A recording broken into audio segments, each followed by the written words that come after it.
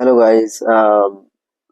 आज मैं काफ़ी टाइम बाद ये वीडियो बना रहा हूँ और आजकल की बात करते हैं मार्केट में जो डेटा इंजीनियर की स्किल्स है स्किल सेट है उसमें से जो डेटा बेसिस या फिर डेटा वेयर हाउस की जो डिमांड है वो क्लाउड बेस्ड ज़्यादा हो गई है।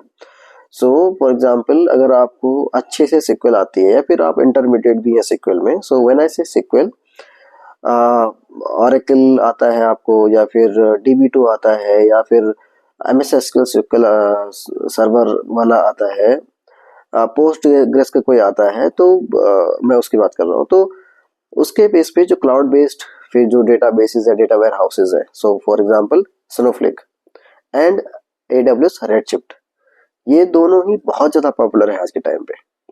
तो अगर आपने अभी तक काम शुरू नहीं किया है इन पे तो प्लीज इनके डॉक्यूमेंटेशन पे जाइए। ऑफिशियल डॉक्यूमेंटेशन बहुत अच्छे से दिए होते हैं रेडशिफ्ट के भी और स्नोफ्लेक के भी। आप उनको शुरू कीजिए। 70% आपको सेम ही चीज मिलेगी जो ऑर्थोगोनल सिक्वल्स में है ना, MS SQL सर्वर में है या फिर ऑरेकल में है, DB2 में है, सिमिलर चीजें ही मिलेंगी आपको। 70% 30% अलग है, इनके कॉन्सेप्ट अलग हैं। इनका जो अंडर द हुड टेक्नोलॉजी बनी हुई है, इनके डिजाइन अलग बने हुए हैं। That's why they are cloud based and faster, है ना। तो कुछ रो बेस्ड होते हैं, कुछ कॉलमनर बेस्ड होते हैं, है ना। तो ये अलग है बट आज के टाइम पे इनकी डिमांड बहुत ज्यादा है स्नोफ्लेक की और रेडशिफ्ट की। तो रेडशिफ्ट तो अलोंग विद आपका AWS आ ही जाएगा। तो आप AWS क्लाउड भी आप सीखिए अगर अभी तक स्टार्ट नहीं किया है।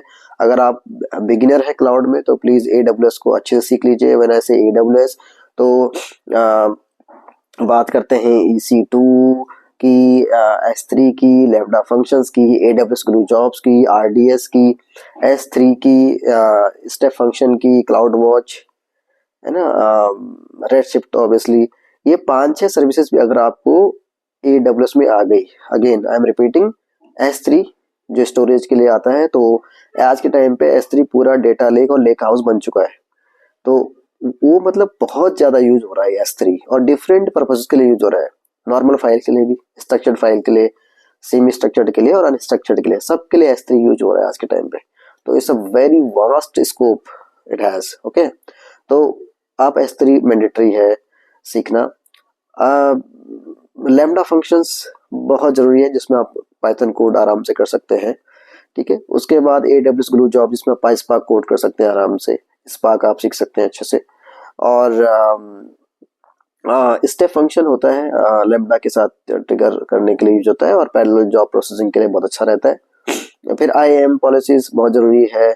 रेडशिफ्ट बहुत अच्छा डेटा वेयर हाउस के लिए है। RDS ट्रांजेक्शनल क्वेरी के लिए है, जो रिलेशनल डेटाबेस सिस्टम्स हम जिसकी बात करते हैं वो similar equivalent to these orthogonal circles के बराबर होता है वो, तो वो आप सीख लीजिए।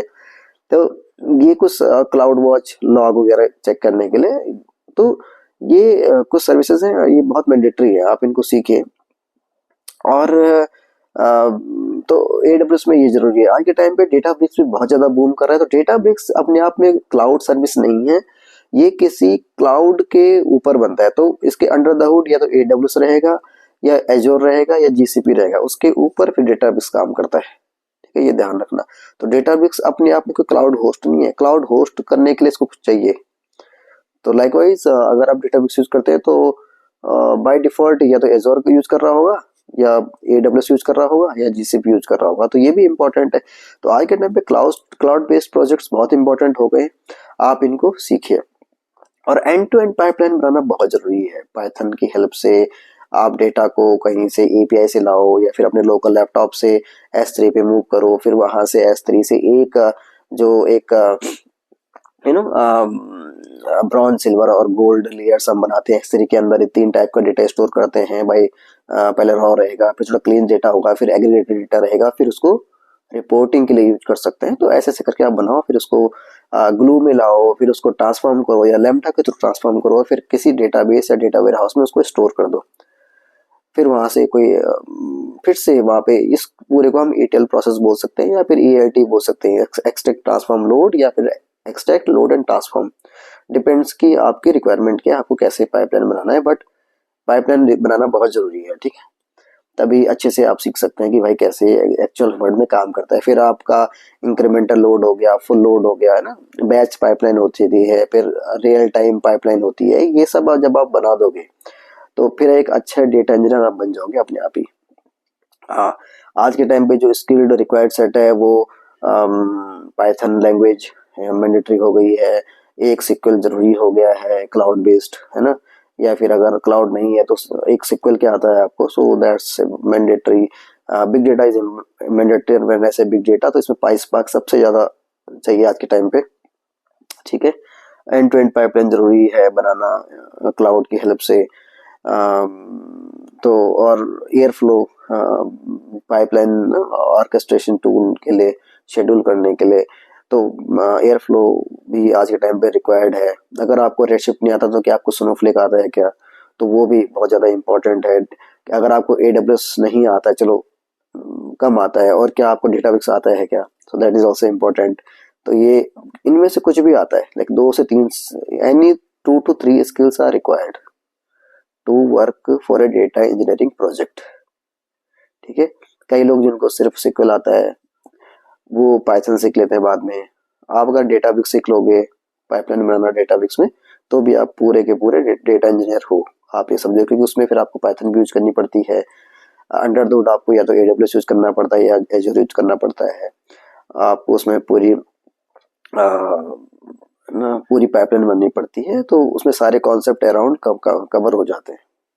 हम्म।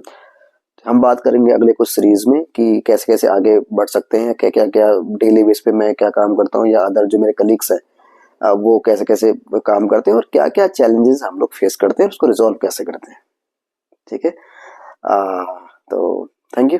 आप बताइए कमेंट में कि आपकी क्या क्वेरीज हैं, और उसको हम फिर आगे बढ़ाएंगे, धीरे धीरे उसको रिजॉल्व करने की ट्राई करेंगे।